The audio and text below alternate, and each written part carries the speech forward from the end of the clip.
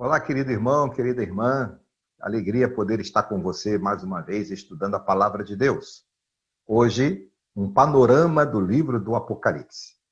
O Apocalipse é o assunto que vamos estudar nesse quarto trimestre de 2020, assunto da revista Compromisso, editada pela nossa Convenção Batista Brasileira através da editora Convicção. E quero desde já agradecer a Deus e também à nossa convenção o privilégio de ter escrito essas 13 lições que serão estudadas durante o último trimestre de 2020, a partir do mês de outubro até o final de dezembro. Portanto, eu quero ler o texto de Apocalipse, capítulo 1, versos 1 a 3, dando assim abertura aos estudos deste trimestre. Revelação de Jesus, a qual Deus lhe deu, para mostrar aos seus servos as coisas que brevemente devem acontecer, e pelo seu anjo as enviou, e as notificou a João, seu servo, o qual testificou da palavra de Deus e do testemunho de Jesus e de tudo o que tem visto. Bem-aventurado aquele que lê e os que ouvem as palavras desta profecia e guardam as coisas que nela estão escritas, porque o tempo está próximo. Algumas coisas aqui neste texto que precisam ser observadas por nós. Primeiro, revelação de Jesus Cristo. É este o objetivo principal do livro do Apocalipse.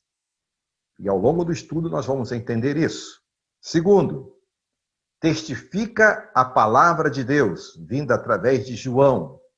João é aquele que recebe a revelação. Ele é vocacionado para nos revelar as lições do Apocalipse, como está escrito no verso 1, e as notificou a João, seu servo. Então aqui já está garantido para nós quem é o autor. E a terceira coisa é que é bem-aventurado aquele que lê e aquele que ouve. Então, ler e ouvir as palavras que estão escritas nesta profecia e, sem dúvida, colocar em prática nas nossas vidas e, assim, termos a esperança que o Apocalipse trata para a vida da Igreja do Senhor Jesus. E, por último, a afirmativa: o tempo está próximo. Tempo aqui precisa ser compreendido, nós vamos também ver isto ao longo dos estudos, que é o tempo de Deus na vida da igreja, o tempo de Deus na vida da humanidade, o tempo de Deus na história. Algumas interrogações interessantes que eu gostaria de compartilhar com você. A primeira é: você tem medo da revelação do Apocalipse? Algumas pessoas têm medo. Acham que é um livro que amedronta as pessoas. Então, tem medo. Eu quero encorajá-lo a estudar a palavra de Deus no Apocalipse sem medo. Sem medo, tá bom? Segunda pergunta: você já leu o livro do Apocalipse? É possível que você tenha lido, sim, o capítulo 2 e 3, Mas é possível que você já tenha lido o livro do Apocalipse, estudado. Então será uma oportunidade de estarmos estudando juntos mais uma vez, E aqueles que ainda não o fizeram, devem aproveitar a oportunidade do estudo neste trimestre. A terceira pergunta: você entende que a mensagem do Apocalipse precisa ser estudada à luz do contexto da sua revelação? Ou seja, nós precisamos estudar o Apocalipse pensando nos irmãos do primeiro século, para que haja sentido, E que aquilo que foi revelado para eles também serviu para a igreja, através da sua história, serve ainda e há de servir até Jesus voltar. E a última pergunta: para você, que sentido tem o estudo do livro do Apocalipse? Ou seja, qual é a sua expectativa para o estudo do livro do Apocalipse? Importante, queridos irmãos, importante, considerações aqui iniciais, além daquelas que já pudemos falar.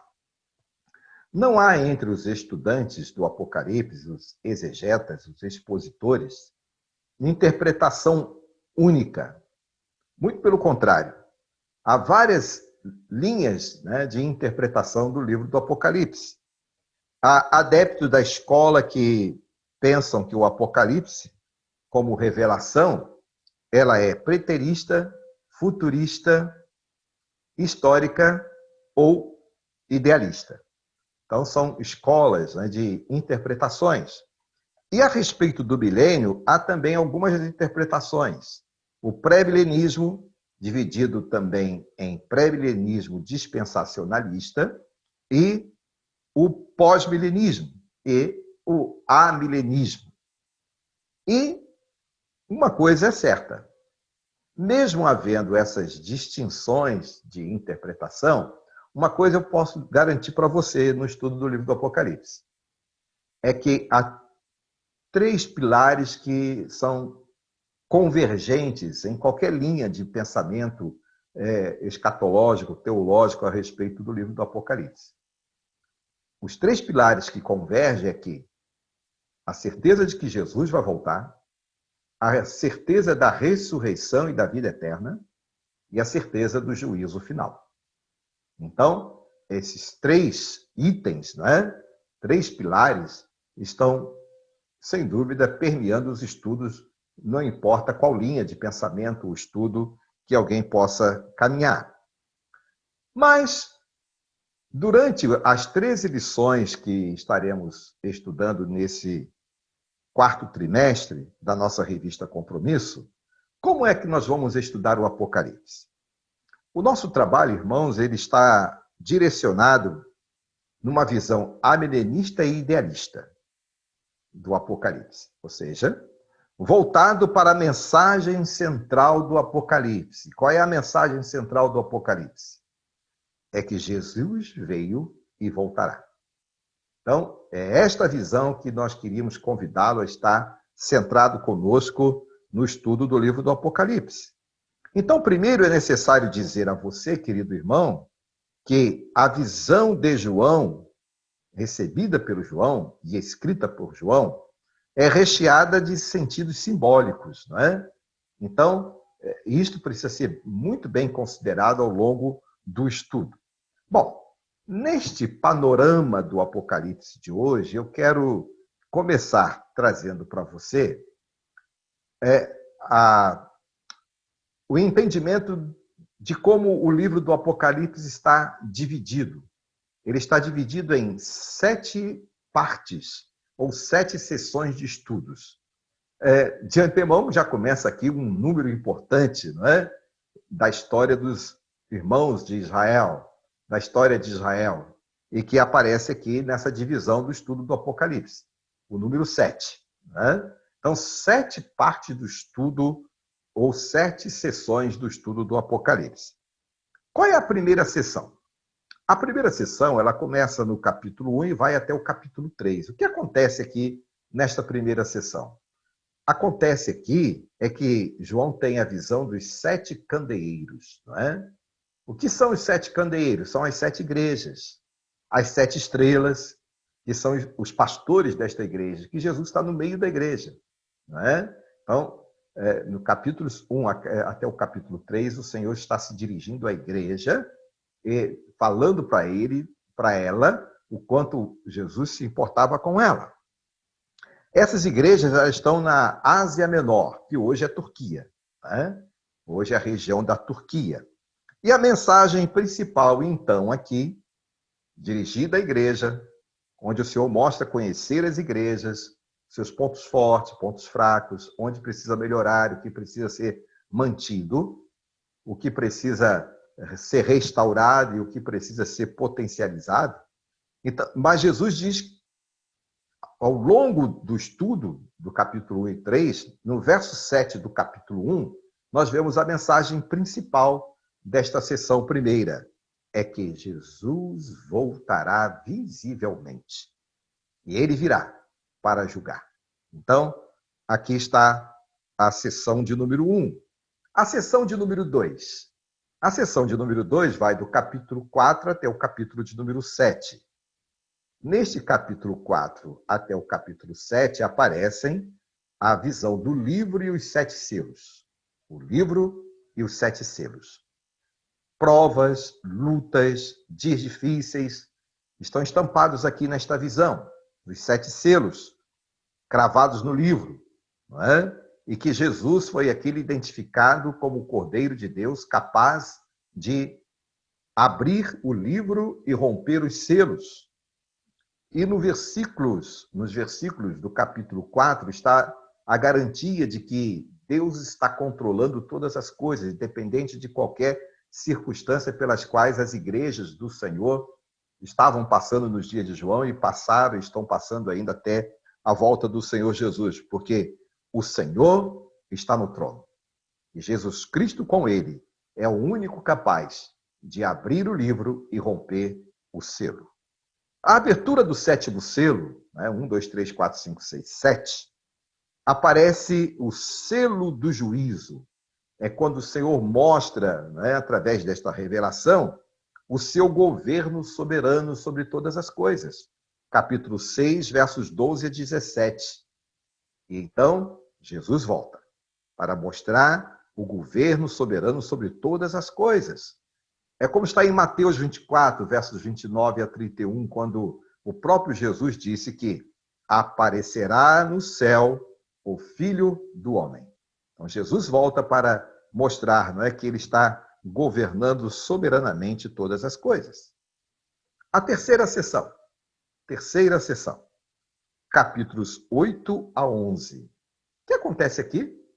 É a visão das trombetas, 7. 7 selos, 7 trombetas. Hernani Dias Lopes diz que as 7 trombetas aparecem aqui como o alerta de Deus. É Deus proclamando seu juízo com a misericórdia. O que quer dizer isto? É que Deus está trazendo juízo sobre aqueles que estão aborrecendo a Ele, desobedecendo a Ele, distante dEle, zombando dele, zombando da igreja, como nós temos visto tanto acontecer ao longo da história da igreja e nesse tempo presente, zombando da igreja. Deus está mostrando para eles que, embora isto esteja acontecendo, Deus traz o seu juízo sobre eles, mas também lhes concede a oportunidade de arrependimento. Através da pregação da igreja, através dos estudos bíblicos, através da palavra de Deus que ainda é divulgada na face da terra. Então, a trombeta é o aviso para o arrependimento. Por quê? Porque Jesus virá para julgar. Capítulo 11, verso 18, confere com 1 Coríntios, capítulo 15, versos 23 em diante. A quarta sessão. O que encontramos na quarta sessão? A quarta sessão vai do capítulo 12 até o capítulo 14, que trata da multiplicação da maldade, ou a multiplicação da iniquidade. E Jesus falou, que se multiplicaria a iniquidade, que o amor se esfriaria, que haveria contendas. Mas aqui a multiplicação da maldade está exemplificada aqui pelos ataques do dragão, pelas ações da besta do mar, da besta da terra e da grande Babilônia, que alguns pregadores chamam de quarteto da maldade. Quarteto da maldade. E que eu prefiro chamar de multiplicação da maldade. O dragão, o diabo, a besta do mar, o anticristo, a besta da terra, o falso profeta e a grande Babilônia, a religião corrompida.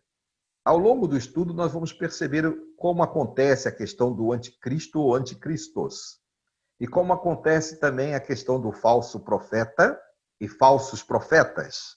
Então, surgem o dragão, o diabo, o anticristo, o falso profeta e a religião corrompida.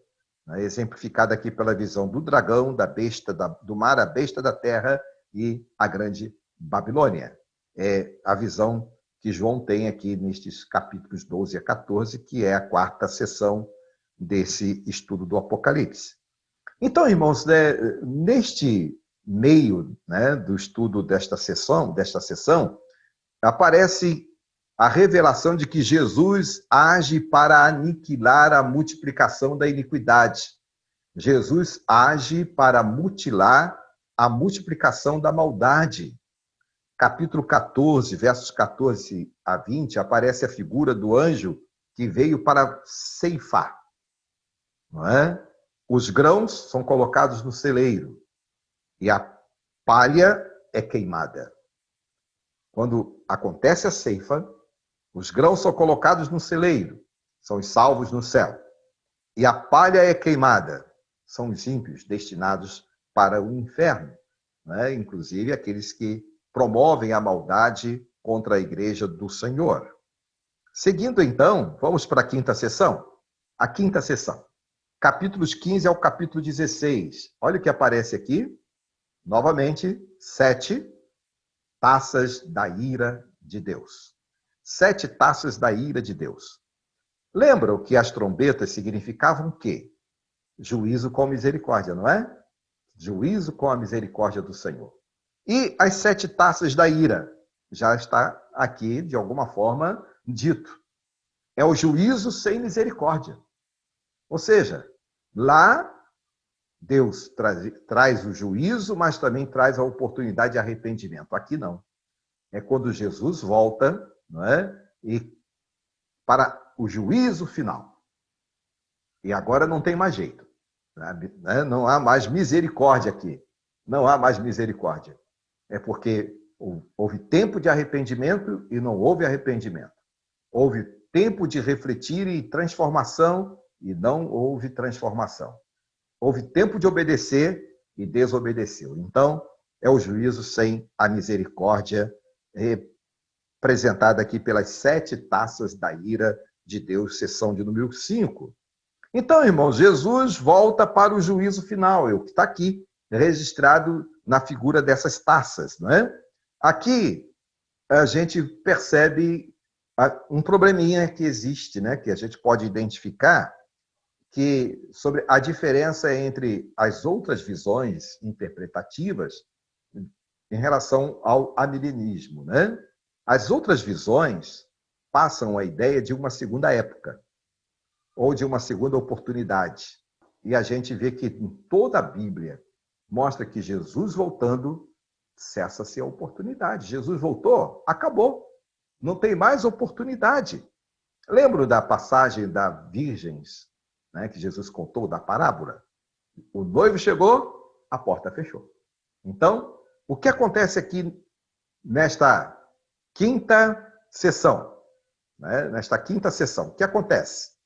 O que acontece aqui é que Jesus volta e a história é consumada. Então, o que é importante observarmos aqui, irmãos? É que as 7 trombetas servem para alertar, não é? E as 7 taças é o juízo para aqueles que foram alertados e não se arrependeram. Mas vale a pena aqui uma observação. Você pode perceber que tanto nas taças como nas trombetas aparecem a figura das naturezas, né, sendo atingidas. O que a gente pode entender aqui? É que os acontecimentos naturais são cumprimentos da mensagem da misericórdia de Deus. São avisos, são trombetas, não é? É claro que são fenômenos, mas precisam ser percebidos também como Deus agindo, alertando e dando oportunidade de arrependimento. Agora, as taças não.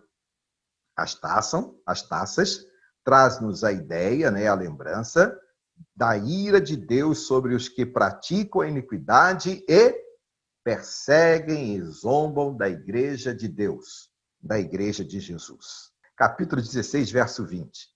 Jesus está no trono para o juízo final. Jesus está no trono para o juízo final. Bom, vamos então à sexta parte. A sexta parte vai do capítulo 17 ao capítulo 19. E o que trata a sexta parte? A sexta sessão, de 17 e 19, trata da queda, da multiplicação da maldade. Ou seja, é a queda da maldade. Aparece o termo, caiu a grande Babilônia. Caiu a grande Babilônia. Olha que coisa interessante. Lá, na multiplicação da iniquidade, ou da maldade, começa com o dragão, passa pelo anticristo e o falso profeta, e depois a grande Babilônia. Aqui não.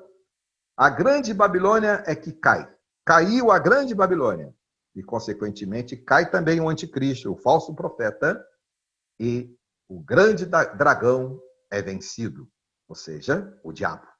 Então, a queda da grande Babilônia. Como entender essa queda da grande Babilônia? Babilônia já tem a ideia de confusão, né? Tem uma certa origem em Babel, confusão. Babilônia tem também uma referência à Babilônia do passado, dos dias de Daniel, né? Onde o povo estava cativo, onde todas as coisas imorais, práticas de idolatria, de zombaria a Deus acontecia. Então, daí a figura da Babilônia, mas aqui ela aparece de forma figurada. Então, cai a grande Babilônia, significa o quê? A derrota da religião corrompida, a derrota dos governos corrompidos, a derrota dos sistemas políticos, sociais e morais que combatem contra Deus e contra a Igreja de Deus, quebrando os princípios da palavra de Deus, os princípios sagrados do Senhor, trazendo ideologias contrárias àquilo que o Senhor determina como importante para a vida espiritual. Então, são aqueles que zombam de Deus e zombam da igreja. Estes cairão. É a grande Babilônia, né, caída. E o capítulo 19, verso 11, mostra Jesus vindo para combater e destruir a grande Babilônia e com ela o falso profeta, o anticristo e o grande dragão. Ele vem montado num cavalo branco. Cavalo branco significa pureza, não é? Com um manto respingado de sangue e na sua coxa um nome, o nome de Deus, né? O nome de Deus, o verbo de Deus. Então, é Jesus Cristo. O fato dele estar, a visão que João tem de um cavalo branco e o cavaleiro montado chegando, é porque havia na mente de João, né, a ideia, e também para o povo do seu tempo, que os imperadores chegavam majestosos sobre seus cavalos depois do resultado de uma grande guerra vencida, né, vitoriosa. Então, é o Senhor chegando vitorioso, majestoso, para vencer com a sua igreja. Gravado nele o seu nome, que é o Verbo de Deus. João 1, capítulo 1, e o Verbo se fez carne, então é Jesus Cristo. Com ele vem, preste atenção, os exércitos dos céus. Que exércitos dos céus estão aqui sendo declarados? São os anjos do Senhor com os remidos, que vêm espiritualmente e junto com os remidos que estarão vivos e serão também transformados no abrir e fechar de olhos, na vinda do Senhor Jesus, serão arrebatados para estar com ele e com os remidos que virão com ele, né, recebendo o corpo glorioso. Acontece então a batalha final, a vitória final do Senhor. Alguns acham que a vitória chamada a guerra, né, a batalha final, acontecida no Amagerdon, que aparece.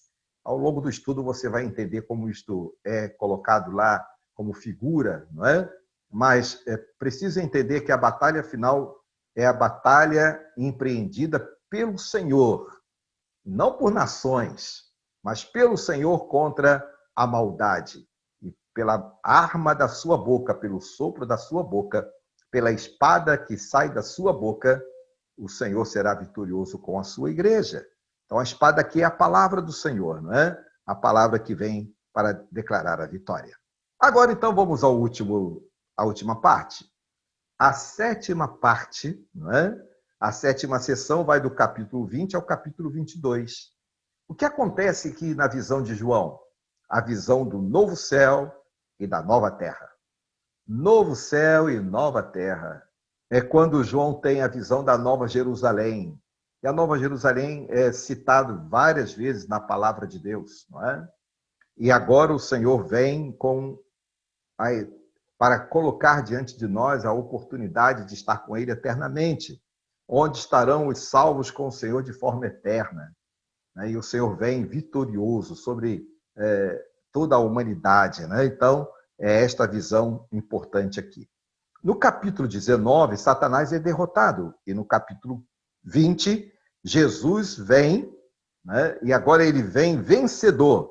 E é a vitória, então, de Jesus e também da sua igreja. Algumas notas aqui, irmãos, para que a gente possa entender o estudo que estaremos fazendo nessas 13 lições. Primeiro, o reinado de Jesus. É interessante perceber que o reinado de Jesus é no céu, com os salvos, e não na terra. Porque alguma das visões, apocalípticas dá a ideia de que Jesus vai reinar na terra. Mas aquilo que queremos dizer a você é que o reinado de Jesus é no céu. E ele mesmo disse, meu reino não é deste mundo. O milênio precisa ser compreendido, que é muito bem colocado, no texto do Apocalipse, como o tempo de Deus. É o tempo de Deus, perfeito e completo, que é desde a primeira vinda do Senhor Jesus, com a sua ascensão, indo até a sua segunda vinda. Então, é esse tempo de Deus perfeito e completo que se refere ao milênio. Os números, que vão aparecer vários deles, nós vamos estudar cada um deles aqui, e os símbolos aparecidos aí. É preciso ser entendido da seguinte maneira, que esses números e símbolos eram conhecidos na cultura apocalíptica dos irmãos do primeiro século. Senão não faria sentido, Mas eles têm significado principalmente para os irmãos do primeiro século e, consequentemente, para nós também. Ao final, João declara, o mar já não existe. Você se lembra onde João estava? João estava na ilha de Patmos, cercado pelo mar. Então, ele está expressando neste final do Apocalipse, algo que estava bem no sentimento dele. Ele estava separado de todos, separado do convívio dos irmãos, isolado ali, esquecido ali, exilado. Então, ele faz essa citação na sua visão. O mar já não existe. O que ele quer dizer com isto? É que na volta do Senhor Jesus não haverá mais separação. Não haverá mais separação. De todas as línguas, povos e raças, estaremos todos juntos. De todas as denominações que confessam verdadeiramente o nome de Jesus e que têm um cristianismo genuíno na sua convivência e vivência com o Senhor, estaremos todos juntos. E ali, então, vamos glorificar e bendizer o nome do Senhor. E o mar não mais existe, ou seja, não haverá mais separação. Então, portanto, querido irmão, querido amigo, querido estudante da palavra de Deus, coloque no seu coração assim, eu vou estudar o Apocalipse sem medo. Apocalipse sem medo. E compreendendo, que a revelação do Apocalipse é o livro da vitória de Jesus e da sua igreja. É o livro da vitória de Jesus e da sua igreja. Então, portanto, nós vamos estar neste fim de trimestre, neste fim de ano, fazendo esse estudo da revista Compromisso, com o assunto, o Apocalipse, a revelação do Senhor Jesus Cristo. E que seja uma oportunidade de crescimento cristão para a sua vida, e crescimento cristão para as igrejas do Senhor neste tempo. E a minha oração, sem dúvida, é que cada uma dessas lições sejam instrumentos de edificação das nossas igrejas e das nossas vidas neste tempo, preparando-nos, portanto, para o grande dia em que vamos estar com o Senhor. Amém, irmãos? Vamos orar? Ó Deus, muito obrigado por esta palavra, obrigado por este momento em nossas vidas. Glorificamos e bendizemos o teu nome, e que os estudos que aqui vamos fazer dessas 13 lições seja para a glória do teu nome e edificação da tua igreja e fortalecimento da vida espiritual dos teus servos. Oramos agradecidos em nome de Jesus. Amém. Que o Senhor, portanto, abençoe a sua vida, a sua família, que o Senhor abençoe a sua igreja, que o Senhor abençoe o nosso Brasil. Amém? Amém.